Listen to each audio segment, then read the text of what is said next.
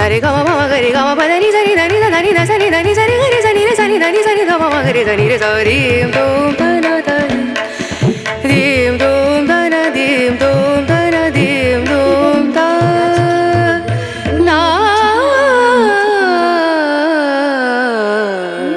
ಮೂತ್ರಪಿಂಡದ ಕಲ್ಲುಗಳು, ಹಲ್ಲು ನೋವು ಮತ್ತು ಬಾವುಗಳನ್ನು ಗುಣಪಡಿಸುವಲ್ಲಿ ಸಹಕಾರಿಯಾದ ಅದ್ಭುತ ಔಷಧೀಯ ಸಸ್ಯವಾಗಿದೆ.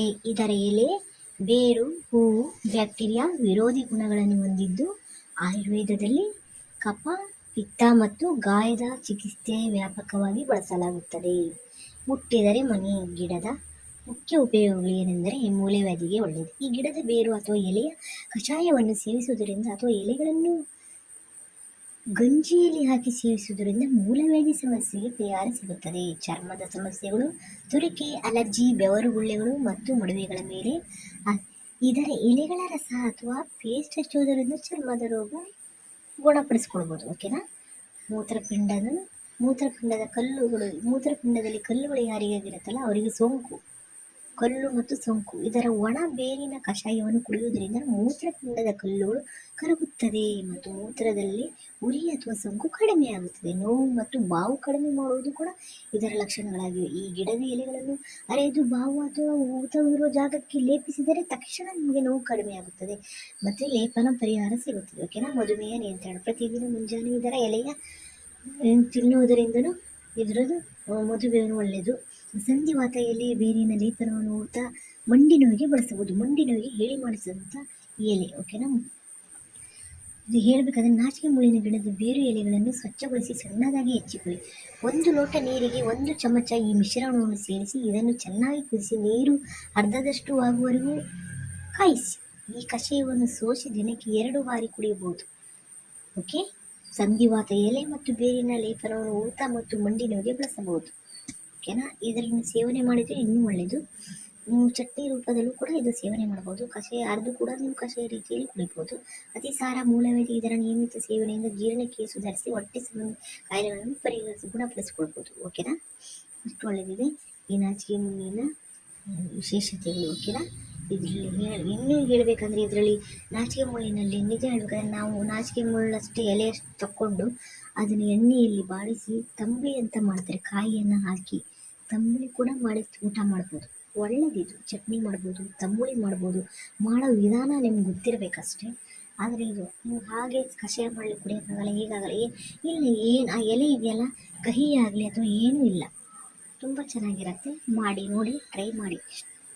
ಯಾಕಂದರೆ ಇದರಲ್ಲಿ ಅಷ್ಟೊಂದು ಒಳ್ಳೆ ಇದಿದೆ. ಮೂತ್ರದ ಕಲ್ಲುಗಳಾದ್ರಂತೂ ಇದರಲ್ಲಿ ಗುಣಪಡಿಸ್ಬೋದು. ಯಾವಾಗ ಒಮ್ಮೆ ತಿನ್ನೋದು, ಅಮಾವಾಸ್ಯೆ ಒಮ್ಮೆ ತಿನ್ನೋದು ಆಗೋದಿಲ್ಲ. ನೀವು ವಾರಕ್ಕೆ 2-3 ಸಲನಾದರೂ ಇದು ತಿನ್ನಲೇಬೇಕು. ತಿಂದರೆ ಮಾತ್ರ ಅದರ ರಿಸಲ್ಟ್ ಪಕ್ಕ ಸಿಗತ್ತೆ. ನೀವು ಹುಣ್ಣಿಮೆಗೋ ಅಮಾವಾಸ್ಯೆಗೋ ತಿಂದರೆ ಹೇಳಿದ್ದೇ ಆಗಲಿಲ್ಲ. ಕೆಲವರಿಗೆ ನಾ ಹೇಳಿದ ಔಷಧಿ ಆಗೋದಿಲ್ಲ. ಸ್ವಲ್ಪ ಡಾಕ್ಟರನ್ನು ಭೇಟಿಯಾಗೋದು ಒಳ್ಳೆಯದು.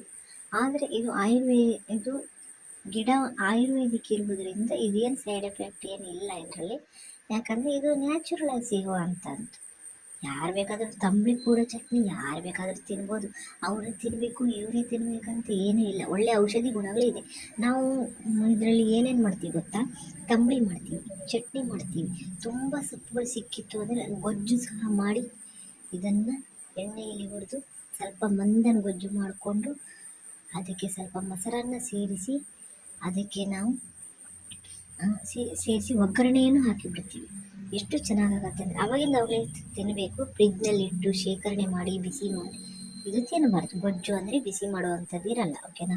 ಈ ಎಲೆಗಳು ಏನಿರುತ್ತಲ್ಲ ಅದು ಒಂದು ಸ್ವಲ್ಪ ಎಣ್ಣೆಯಲ್ಲಿ ಹುರ್ಕೊಳ್ಬೇಕು. ಬೆಳ್ಳು ಇದೆಲ್ಲ ಹಾಕಿ ಇದ್ರ ಜೊತೆ ಕಾಯಿಯನ್ನು ಅದೇನು ಬಿಸಿ ಕಾಯಿ ತುರಿ ಹಾಕಿ ಹಾಕ್ಕೊಂಡಾದ್ಮೇಲೆ ದಪ್ಪ ಮೊಸರು ಹಾಕಿ ತಿಂದರೂ ತುಂಬ ರುಚಿಯಾಗಿರುತ್ತೆ. ತುಂಬ ಸಾಕಷ್ಟು ಪ್ರಮಾಣದಲ್ಲಿ ನಿಮ್ಗೆ ಸಿಗಬೇಕು. ಆವಾಗ ನಿಮ್ಗೆ ಹೆಲ್ತ್ ಸ್ವಲ್ಪ ಪ್ರಮಾಣದಲ್ಲಿ ನೀವು ತಿನ್ನೋದು ಅದೆಲ್ಲ ಏನಿಲ್ಲ, ಜಾಸ್ತಿ ಸಿಗಬೇಕಾದ್ರು ಆವಾಗ ಚೆನ್ನಾಗಿರುತ್ತೆ. 1 ತಿಂದೆ 2 ತಿಂದೆ ಅದೆಲ್ಲ ಆಗೋದು. ಇಷ್ಟು ದೊಡ್ಡ ಬಾಡಿಗೆ 2 ಎಲೆ ಸಾಕಾಗಲ್ಲ. ಅದಕ್ಕೆ ಹೇಳ್ತೀನಿ ನಾನು ಮತ್ತೊಂದು ರೆಸಿಪಿಯೊಂದಿಗೆ, ಒಂದೆಲೆದ ಗಿಡದೊಂದಿಗೆ ನಾನು ಮತ್ತೊಂದು ಮುಂದಿನ ಸಂಚಿಕೆ. ತಾಳಿದೋನು ಬಾಡಿಯಾನು ತಿಳಿಯೋ ತಮ್ಮಣ್ಣ. ಹೇಳ್ತೀನಿ, ತೊಗೊಂಡು ಬರ್ತೀನಿ. ಓಕೆ, ಅಲ್ಲಿ ತನಕ ಬಾಯ್, ಗುಡ್ ಬಾಯ್, ಟೇಕ್ ಕೇರ್.